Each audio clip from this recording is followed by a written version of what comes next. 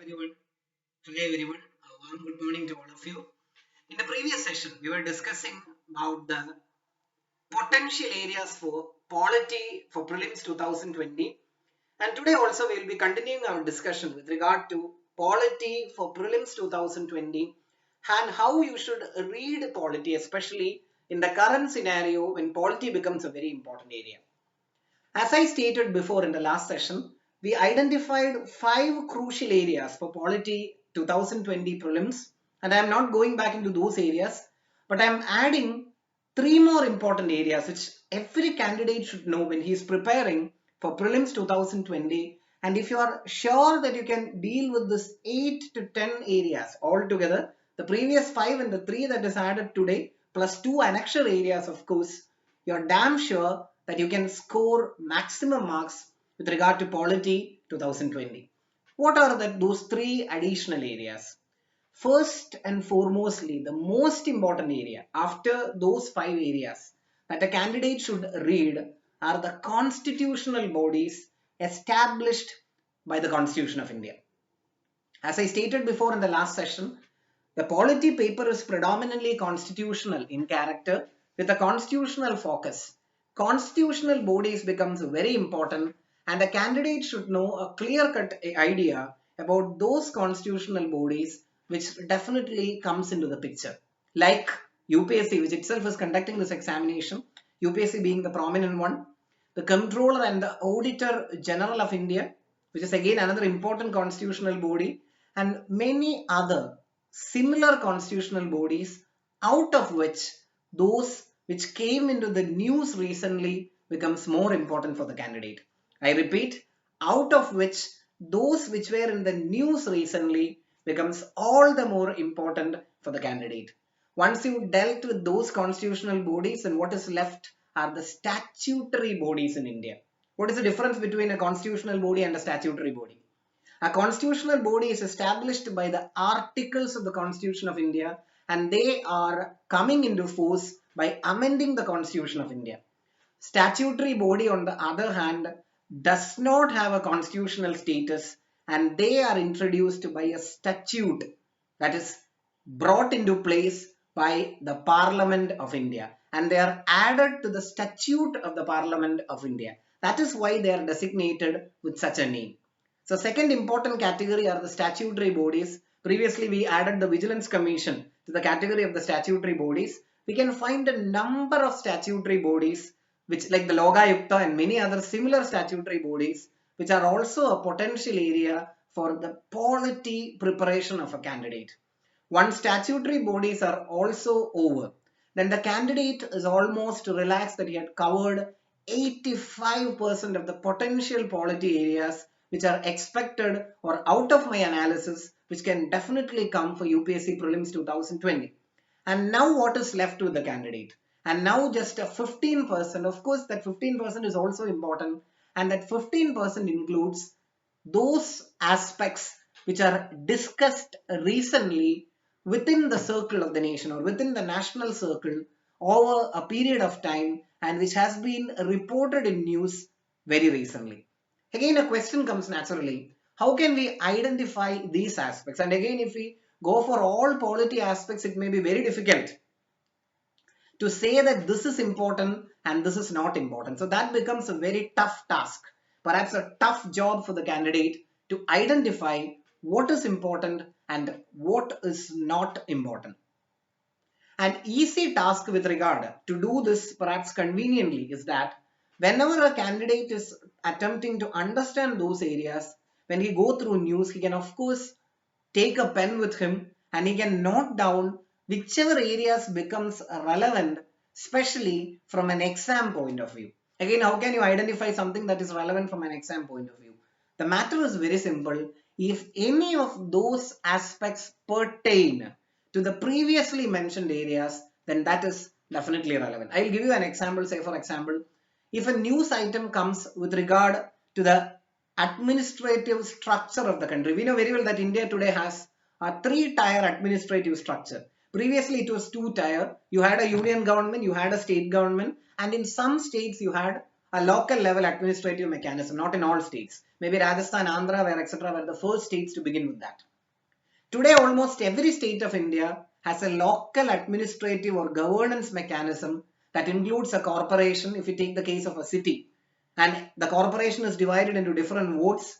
Each ward is entrusted with a councillor, and the councillor, the ward councillor, becomes the local representative, the local administrative governance representative with whom the people can establish a direct contact with, not with your MLA or MP, which is very difficult since they are supposed to be mustering with a large area, they are mustered with a large area. You can contact your local councillor who may be supposed to deal with a certain number of houses probably, who is relatively dealing with an area with a lower jurisdiction.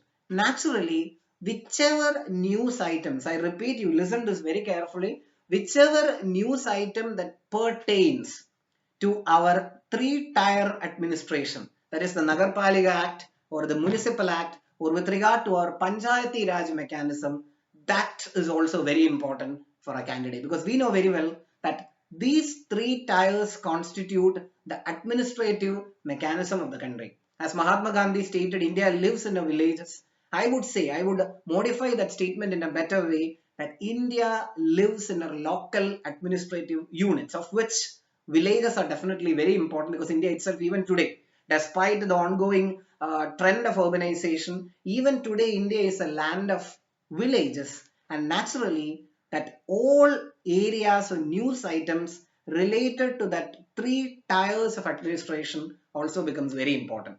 I repeat, at the national level, that is the parliament, which we already discussed. At the state level, which is the ditto or the copy of the parliament.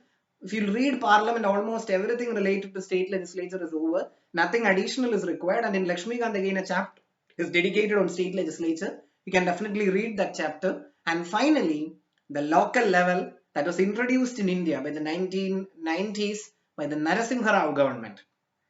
That is the Nagarpalika system and the municipality system plus the Panchayati Raj system, which were added to the different schedules of the constitution, that is 11th and the 12th schedules of the constitution, and today which constitute the crucial crux of Indian administration. So once that local level administration related news items are also over, your preparation for polity is over. Now you can happily, you can relax, because entire polity is over. Other areas are definitely not important. Believe me, other areas are definitely not important. You can skip all those areas. And once you cover these areas substantially, your polity exam preparation is sizably over. Again, one point to be noted at this juncture is that, okay, you read all these things. Are you ready to write any answer in polity exam? I may assure you that you are ready, provided you studied it in a systematic manner.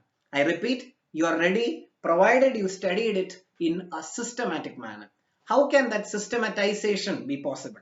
That is perhaps a very good question. How can you ensure that you engaged in a substantial amount of systematization when you prepared for prelims 2020? Answer is very simple. If you are preparing for polity, say for example, you read and completed the chapter on fundamental rights. That is the first area that we discussed.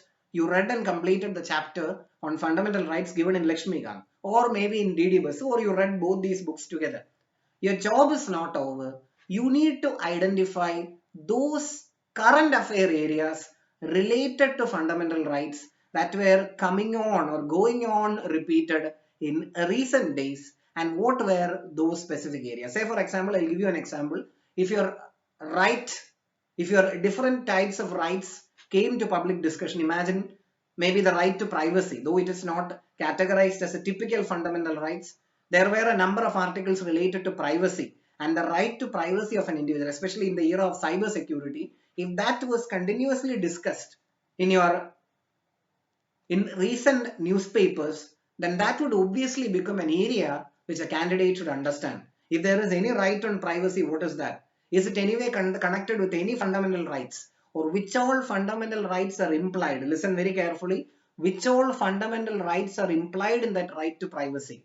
Very important area. And again, is it connected with any other right? Say for example, the government had passed RTA during the Manmohan Singh government. The Right to Information Act was passed, and is it connected with RTA or any other similar acts or statutes passed by the government or any other similar articles listed in the Constitution of India.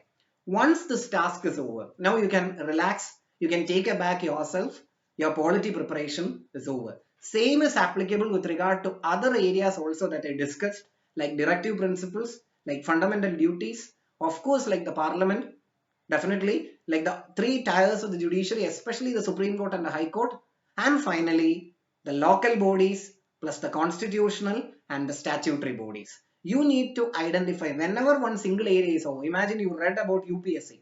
You need to go back and check whether any recent news item pertaining to the structure of UPSC or to the functions of UPSC had arose or had originated in any news item in the near past. Then you should clearly read that specific area and understand what it is and whether it is having any connection with any other part of Indian Constitution or any other aspect of Indian polity that has been discussed recently. Same is applicable in the case of the Controller and Auditor General and all other similar constitutional and statutory bodies.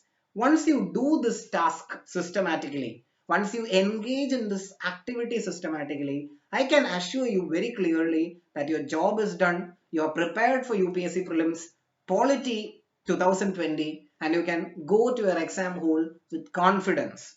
Even if a question appears confusing, out of your systematic strategy that you followed, you can eliminate wrong answers and you can definitely arrive at the right answer. Here I go again.